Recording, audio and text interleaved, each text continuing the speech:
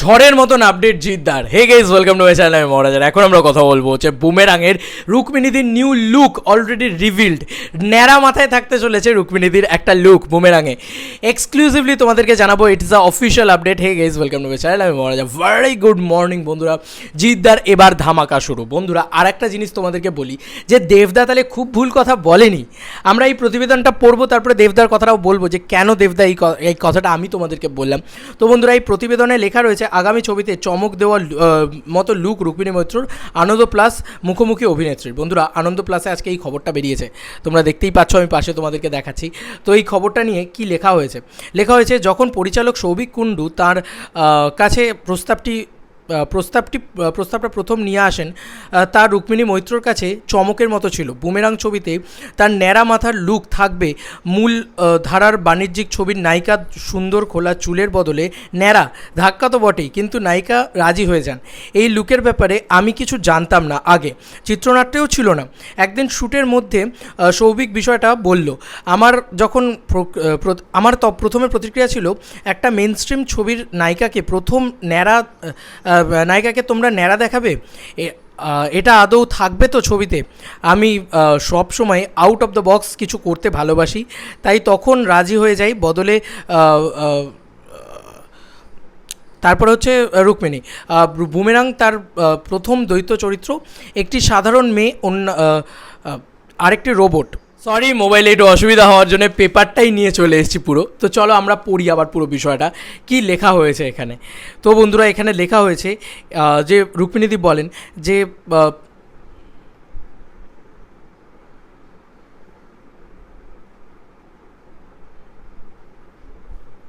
হ্যাঁ, double role সবসময় ঝকমারির, তার উপর রোবটের চরিত্র। চ্যালেঞ্জটা কঠিন ছিল। রোবটের চরিত্রে মেকআপেই ঘন্টা তিনেক বেশি সময় লাগতো রুক্মিণীর। নিজেকে ন্যাড়া মাথায় দেখে কেমন লাগলো? ওহ দারুণ, বিদেশি সুপার মডেল লাগছিল নিজেকে।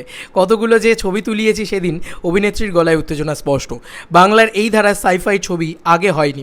অন্যদিকে ফেব্রুয়ারি মাসে মুক্তি পায় শাহিদ কাপুর ও কৃতি সাননের তেরি বাতমে এসে উলঝা জিয়া ছবিটি। সেখানে কৃতির রোবটের চরিত্রে অভিনয় করেন। স্বাভাবিকভাবেই দুটো ছবির মধ্যে তুলনা চলে আসে, তবে রুক্মিণী খোলসা করলেন বিষয়টি।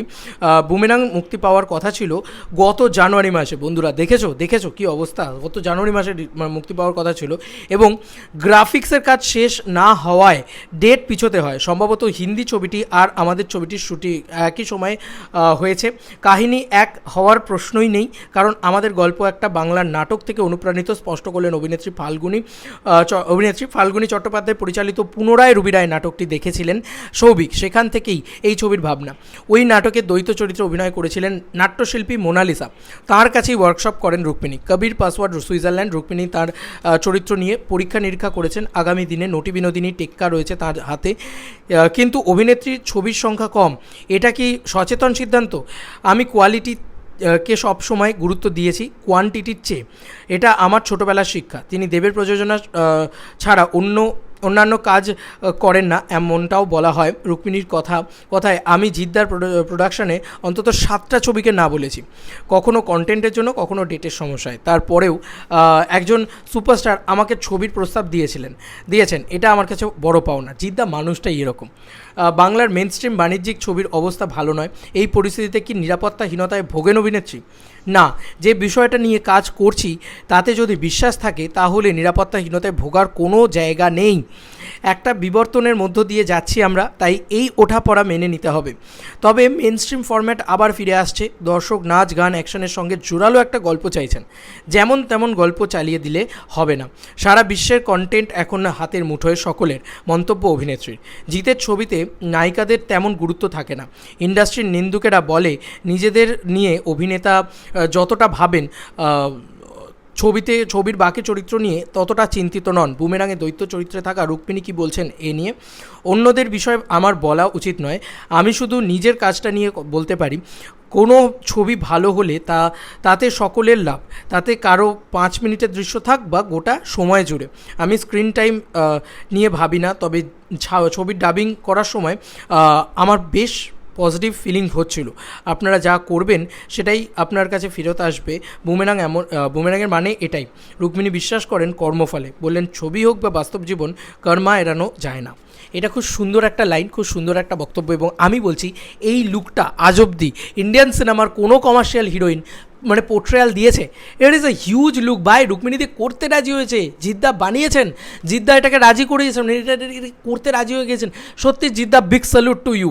মানে এটা সত্যি কথা, এটা মানে বুকে ধক লাগে, বুকে পাটা লাগে এটা করার জন্য। এবং রুক্মিণীদিকেও তো বলতে হবে এরকম একটা লুক তুমি মানে রাজি হয়ে গেলেন ফাট করে করতে। এবং ছবিতে এটা থাকবে বন্ধুরা, ছবির ভিতরে যার কত রকমের চমক থাকবে সেটা আমরা নিজেরাও বুঝতে পারছি না। বন্ধুরা একটা কথা বলি, দেবদা তাহলে সত্যি কথাই বলেছিল, দেবদা তাহলে জেনুইন কথাই বলেছিল যে আমি এই স্ক্রিপ্টটা পড়েছি। এত ভালো একটা ছবি জিদ্দা নির্মাণ করছেন যে তোমরা দেখে মানে তোমরা বলবে যে হ্যাঁ সত্যি একটা উন্নত মানের একটা দারুণ সিনেমা, দারুণ কমার্শিয়াল ছবি আমাদেরকে উপহার দিচ্ছেন জিদ্দা। তাই জন্য রুক্মিণীদি মানে এই কথাটা বলেছে যে রুক্মিণী যখন করছে আমিও তখন এই পুরো ছবিটার সাথে ছিলাম, দেবদাও ছিলেন, মানে দেবদা ছিলেন, মানে এই ছবিটা পড়েছেন। বাঘাযতীনের ইন্টারভিউ তুলে দেখে নাও, আনন্দবাজারেই বেরিয়েছিল বোধহয়, আনন্দবাজার অনলাইনের যে পোর্টাল সেখানে হয়তো বেরিয়েছিল। দেবদা নিজে বলেছেন যে রুক্মিণীর ছবিটা এত সুন্দর ছবি করছে, মানে এই ছবিটার কনসেপ্ট, এই ছবিটার গল্প, এই ছবিটার কন্টেন্ট এত স্ট্রং যে অডিয়েন্স সত্যি বলবে যে হ্যাঁ একটা মারাত্মক ছবি এসছে বাংলায়, এরকম ছবি বাংলায় এর আগে হয়নি। আর সত্যি দারুণ দারুণ লাগছে, সেই কথাটা কোথাও গিয়ে মিলছে। আমার গুরু কোনোদিন মিথ্যে কথা বলে না, আর বস কাঁপিয়ে দিচ্ছে। জিদ্দা দেবদা বিগ লাভ, এবং জিদ্দা সত্যি মানে ধামাকা আনছে, ধামাকা। 24 তারিখ কালকে আসছে ট্রেলার ভাই, আর আলাদা লেভেলের ঝড় তুলবে ট্রেলার এলে।